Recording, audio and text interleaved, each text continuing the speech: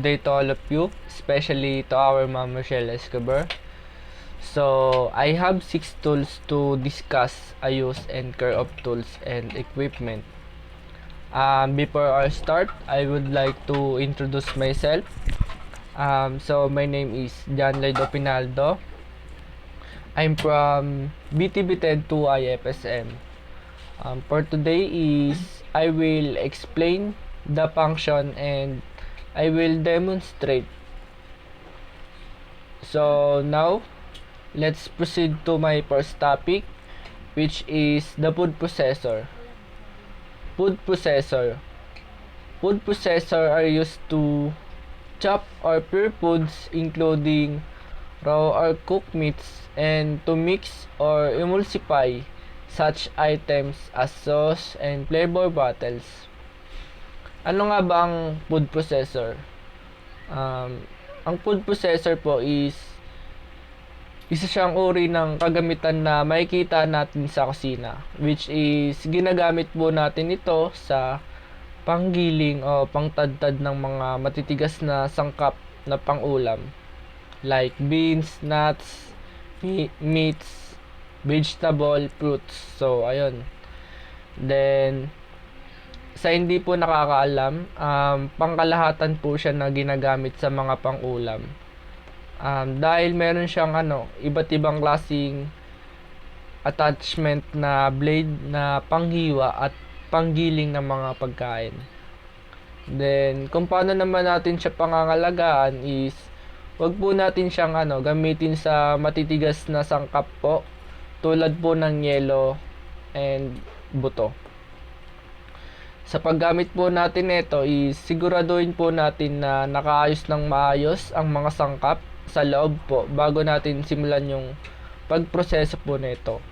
And maigi po na nakasara na ang takip bago natin sisimulan. Then, iwasan din po natin ng sobrang paglagay po ng pagkain upang hindi siya masira o mag-overwork yung food processor natin.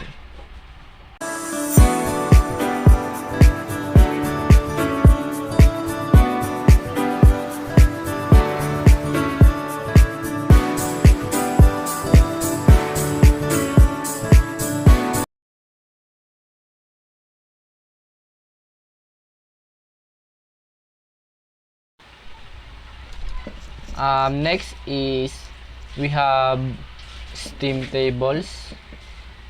Steam tables. These are standard holding equipment for serving lines. Ang mga steam tables naman is karaniwan na ginagamit sa mga restaurant na nagsisilbing paglilingkod ng pagkain sa mga tao.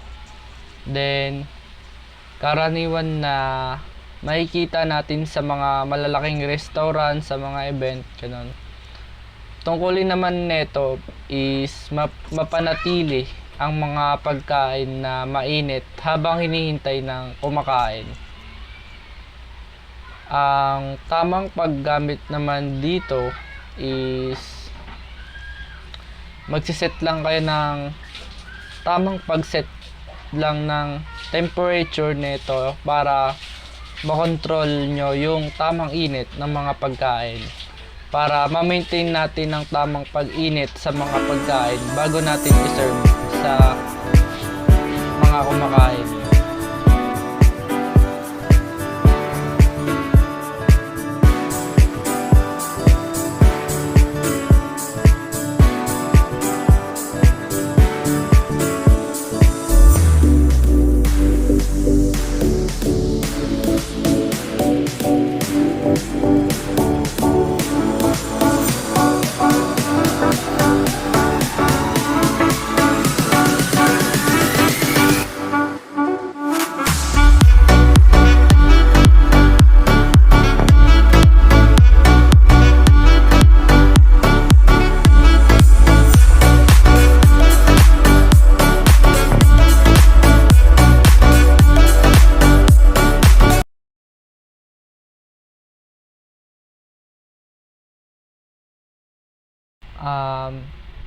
Next is food warmers. Food warmers is keep dishes at the right temperature until it is ready for serving. Ang food warmers naman po is tungkulin din niya na mapainit ang isang pagkain at karaniwang mas maliit nga lang ito at mas portable po siya kaysa sa steam tables. Pinagkaiba lang naman po nito is madali lang siyang i-apply o ilapat po mula sa hapagkainan o sa isang lugar. Actually po is useful po siya sa mga sitwasyon kung yung mga pagkain po is kailangang ihatid patungo sa mga kumakain.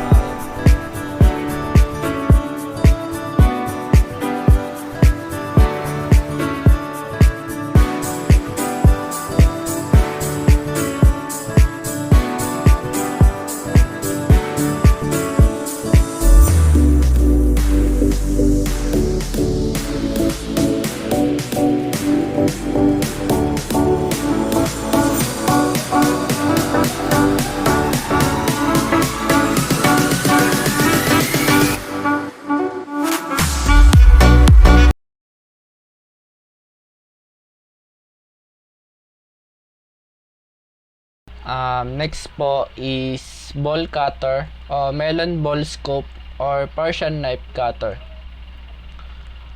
A sharp edge scope or cut shape spear implement used for cutting out balls of fruits and vegetables. Yung ball cutter naman po or melon ball scope or Persian knife cutter kung tawagin. Ito naman po yung ginagamit para tadtadin po yung mga fruits and vegetable po para gawin itong maliliit na hugis ng mga bola. Karaniwan po siyang ginagamit pang creative way po na pang dekorasyon sa mga pagkain.